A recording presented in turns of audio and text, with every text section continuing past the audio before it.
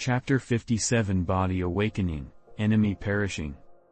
Hidden within the depths of his heart, an icy chill slowly appeared and quickly spread throughout Han Li's body, rousing Han Li from his stupor. When Han Li became clear-headed, the first thing he felt was an immense pressure in his head, followed by waves of pain across his entire body. He felt indescribably weak as one would feel at the onset of a serious illness, and he was unable to open his heavy eyelids no matter how much effort he expended. Still feeling a bit dazed, Han Li managed to recall the events that occurred right before he passed out. Han Li was struggling for control over his body when an immediate sense of panic flashed through Han Li's mind, causing adrenaline to flood through him, sharpening his befuddled mind and allowing him to quickly assess the situation around him. "Yi!" he exclaimed in shock as he realized that his mind had not been taken over by Dr. Mo. True, he could barely move his eyelids, not to mention the rest of his body, but the waves of pain spreading throughout his body told him clearly that he had regained control over his own body and that Dr. Mo had failed in his plans. Why did Dr. Mo's plan fail? Did he do something wrong? Filled with surprise, Han Li was able to think of one plausible explanation for his current situation. Barely containing the excitement within his heart, Han Li patiently waited for his body to regain some of its energy before he tried once more to open his eyes. After a short but strenuous battle, he managed to crack open his eyelids to see what was going on around him. The first image he saw when he opened his mind was the sorry state Dr. Mo was in. His hair was all white, his face was thin, wrinkled, and haggard. It seemed like he was at least 10 years older than he was before his youthful transformation.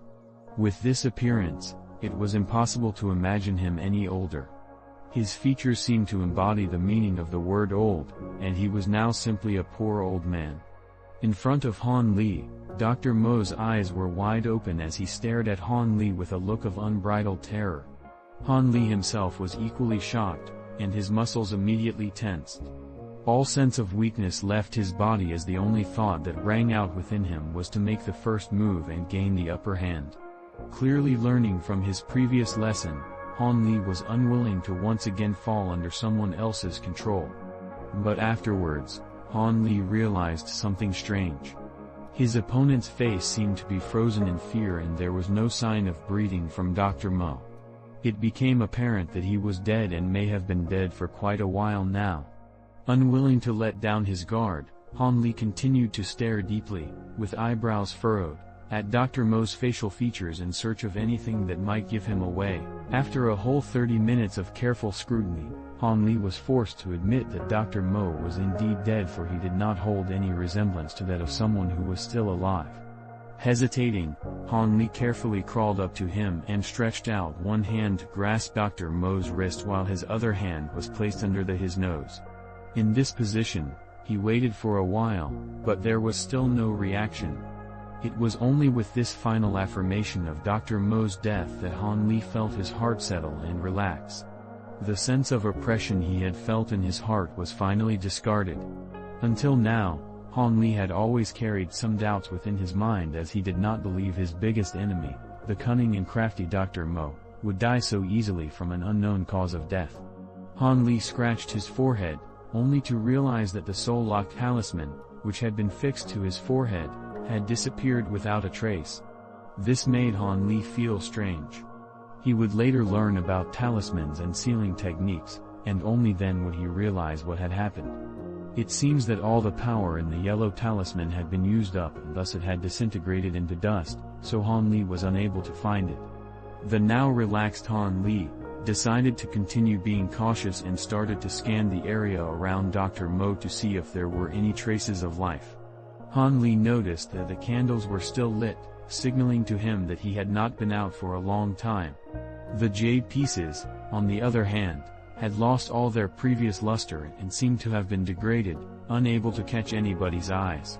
Shifting his attention towards the left side corner of the stone room, he focused on an object that had previously evaded Han Li's detection. Han Li was not a stranger to this object. This object was the invading green globe from his dream that had managed to escape from his grasp, but not before having 2/3 of its mass devoured by Han Li. At this time, it desperately tried to dig into the corner of the room, apparently afraid of Han Li and trying its very best to hide from his sight. Amused, Han Li looked at this scene with one hand stroking his chin. Then, he quickly stood up and strode over to the ball of light. Only when he was half an inch away from the ball of light did he stop and slowly open his mouth. I think we both know each other. You should be Yu Jitong. Am I correct? The green light, which contained Yu Jitong, started to tremble and flicker at the sound of Han Li calling its name, but after pausing for a moment it started to shine brightly again. You guessed correctly. It seems you truly are Dr. Mo's disciple. You are just like him, tough and hard to deal with, said the ball of light, accepting its fate. From its voice, Han Li could tell that it really was the young man whom Han Li heard conversing with Dr. Mo. It did not try to hide its identity and instead confirmed Han Li's thoughts. Now knowing what he was dealing with, Han Li asked, since you were one of the culprits trying to take my life and possess my body, shouldn't you provide me with an explanation? Han Li did not reveal any anger as he talked to the culprit. Instead, he had a rather calm demeanor. Even so, Yu Jitong, seeing Han Li's indifferent attitude, was at a loss regarding what to do, feeling a sense of dread within his heart. In the recent battle between their two souls, he experienced firsthand Han Li's might and even had a portion of his soul devoured, causing his internal chi to drop by half. The remaining half of his internal chi could only be used to perform minor incantations that had neither the power to kill Han Li nor the power to protect himself, allowing a sense of fear to ingrain itself within his heart. What do you want to know? He knew that Han Li had recently escaped from a life-threatening situation and therefore would not be emotionally stable. Although he may look calm and collected, who knows how he was truly feeling? In a sense, he was comparable to a volcano about to erupt, as no one is able to accurately predict a dormant volcano's destructive power.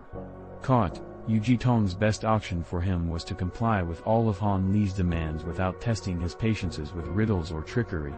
The last thing he wanted was to anger Han Li and suffer from his rash actions.